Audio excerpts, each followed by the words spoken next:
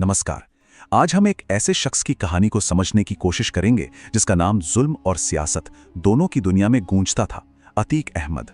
ये सिर्फ एक गैंगस्टर के बनने और मिटने की कहानी नहीं है।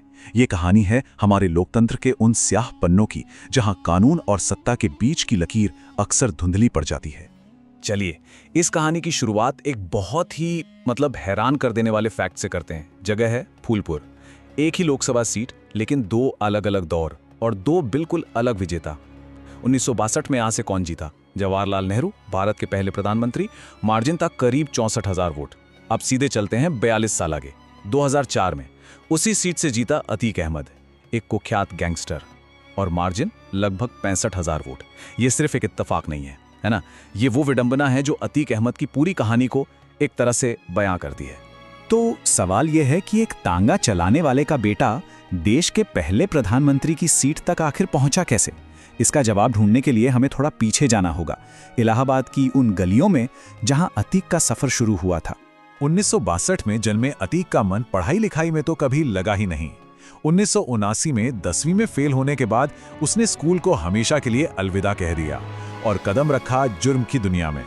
शुरुआत हुई मालगाड़ियों से कोयला चुराने जैसे छोटे मोटे कामों से, लेकिन ये तो बस एक शुरुआत थी। सोचिए, सिर्फ 17 साल की उम्र में उस पर मर्डर का पहला केस दर्ज हुआ और जल्द ही उसे उस वक्त के इलाहाबाद के सबसे बड़े डॉन चांद बाबा की सरपरस्ती मिल गई। फिर आया साल 1989, जो एक बहुत बड़ा टर्निंग पॉइंट साबित हुआ। अतीक की नजरें अब और बड़ी हो चुकी थीं।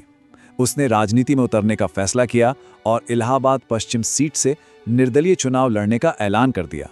और जानते हैं उसके सामने कौन खड़ा था? कोई और नहीं बल्कि उसका अपना गुरु चांद बाबा। और उस चुनाव का नतीजा वाकई चौंकाने वाला था। चेले ने गुरु को हरा दिया और यहीं से अतीक के सियासी साम्राज्य की नींव पड़ी। 1989, फिर 91, फिर 93, लगातार 3 बार इंडिपेंडेंट एमएलए बना।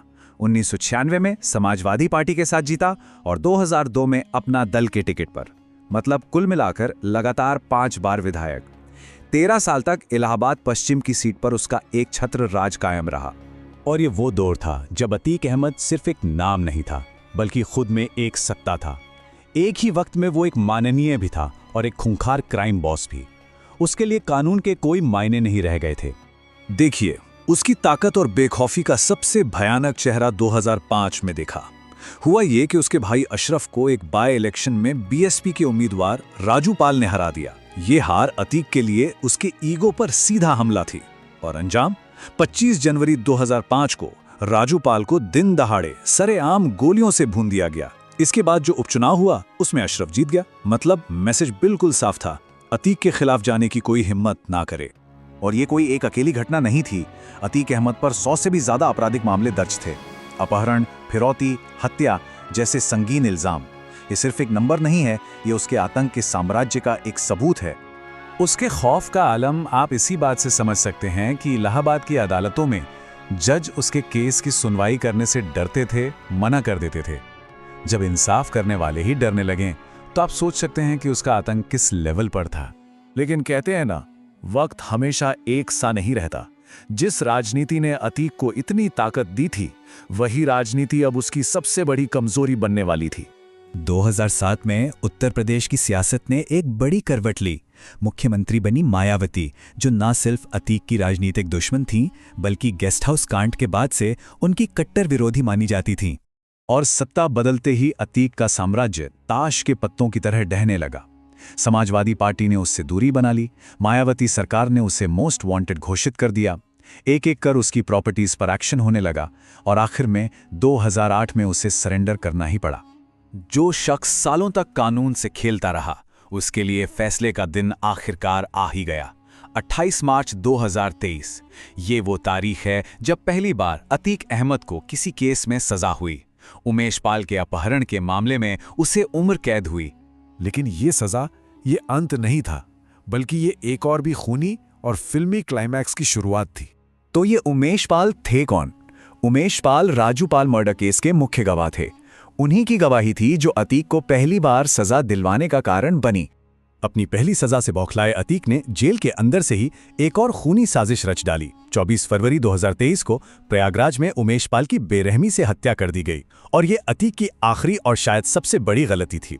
इस हत्या ने सीधे सीधे सरकार को चैलेंज कर दिया और इसके बाद जो एक्शन शुरू हुआ उसने अतीक के बचे खुचे गैंग को भी नेस्तानाबूद कर दिया, जिसमें उसके बेटे असद का एनकाउंटर भी शामिल था।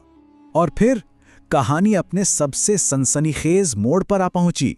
13 अप्रैल को बेटे असद की मौत हुई और ठीक 2 दिन बाद 15 अप्रैल की रात पुलिस अतीक और उसके भाई अशरफ को मेडिकल चेकअप के लिए ले जा रही थी।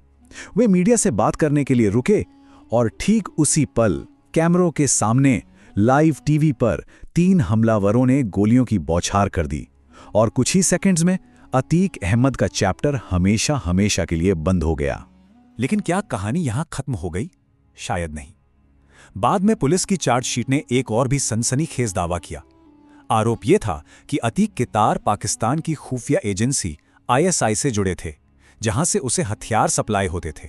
तो आखिर में ये सवाल हमारे सामने खड़ा होता है, क्या अतीक अहमद की कहानी सिर्फ एक क्रिमिनल के बनने और मिटने की कहानी है, या फिर ये हमारे सिस्टम में लगी उस गहरी बीमारी का एक लक्षण है जहां सियासत और जुर्म का खतरनाक गठजोड़ हमारे लोकतंत्र को अंदर से खोखला करता जा रहा है?